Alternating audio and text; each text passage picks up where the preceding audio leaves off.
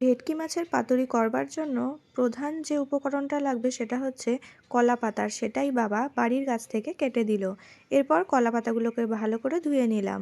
অন্যদিকে মশলাটা বানাবার জন্য এখানে গোটা কালো সর্ষে, সাদা সর্ষে, পরিমাণ মতো পোস্ত, কাজু বাদাম আর কাঁচা লঙ্কা দিয়ে একটা পেস্ট তৈরি করে নিলাম। এই পেস্টটা কিন্তু একটু মিহিভাবে বানাতে হবে।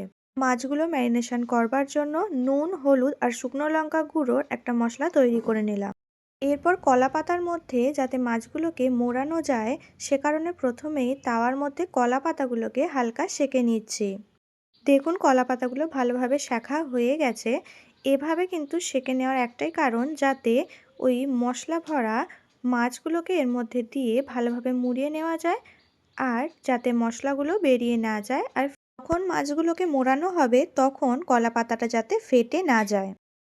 এবার ভেটকি মাছগুলোকে এভাবে কেটে নিয়ে ধুয়ে নিয়ে এর মধ্যে আগে থেকে যে মশলাটা বানিয়ে রাখলাম সেটাকে দিয়ে ম্যারিনেশন করে নিচ্ছি। এরপর কিন্তু মশলাটা ভালোভাবে মাছগুলোর মধ্যে মাখানো হয়ে গেলে খানিকক্ষণ রেস্টের জন্য এটাকে রেখে দিতে হবে। এবার আগে থেকে যে একটা পেস্ট আমরা তৈরি করলাম তার মধ্যে পরিমাণ মতো হলুদ গুঁড়ো, শুকনো লঙ্কার গুঁড়ো, নুন আর কাঁচা সর্ষের তেল দিয়ে এভাবে মাখিয়ে এর মশলাটা তৈরি করে নিচ্ছি। এবারে ওই মাছগুলোকে নিয়ে ভালো করে মশলাটার কোটিং করে নিচ্ছি।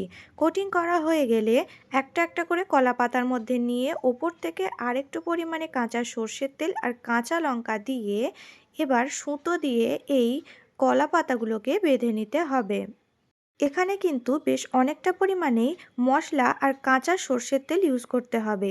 এই কাঁচা সর্ষের তেলের জন্য কিন্তু একটা সুন্দর ফ্লেভার আসে আর খেতেও কিন্তু ভালো লাগে। তবে একদমই বেশি পরিমাণে দেবেন না, তাহলে কিন্তু খুব ঝাঁঝ হয়ে যাবে আর খেতে পারা যাবে না। এবার প্রধান কাজ হচ্ছে এই সুতো দিয়ে কলা পাতাগুলোকে বেঁধে দেওয়া। না হলে কিন্তু ভালো করে না বাঁধলে চারিদিক থেকে মশলাগুলো বেরিয়ে যাওয়ার সম্ভাবনা থাকতে পারে। এরপর অন্যদিকে তাওয়াটা গরম করতে দিয়ে একটু তেল ব্রাশ করে নিলাম। খানিকক্ষণ তেল ব্রাশ করবার পর গরম হয়ে গেলে তার মধ্যে একটা একটা করে মাছগুলোকে দিয়ে ঢাকা দিয়ে হালকা আঁচে উল্টে পাল্টে আমাদের ভেজে নিতে হবে। গ্যাসের ফ্লেমটা মিডিয়ামেই রাখতে হবে। হাই করে দিলে কিন্তু ভেতরটা কাঁচা থেকে যাবে আর খেতেও কিন্তু ভালো লাগবে না। একটা পিঠ হয়ে গেলে অন্য পিঠটা উল্টে দেওয়ার সঙ্গে সঙ্গে কিন্তু আমাদের আরেকটু পরিমাণে তেল ব্রাশ করে দিতে হবে। এভাবে খানিকক্ষণ করে নেওয়া হয়ে গেলেই কিন্তু আমাদের রেডি হয়ে যাবে ভেটকি মাছের পাতুরি।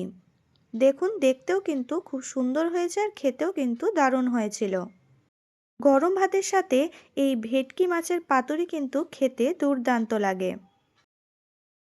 আশা করছি আপনাদের আজকের রেসিপিটা ভালো লেগেছে। ভালো লাগলে অবশ্যই লাইক, কমেন্ট, শেয়ার করে দেবেন। আপনারা ভালো থাকবেন, সুস্থ থাকবেন, সাবধানে থাকবেন, ভালো রাখবেন। ধন্যবাদ।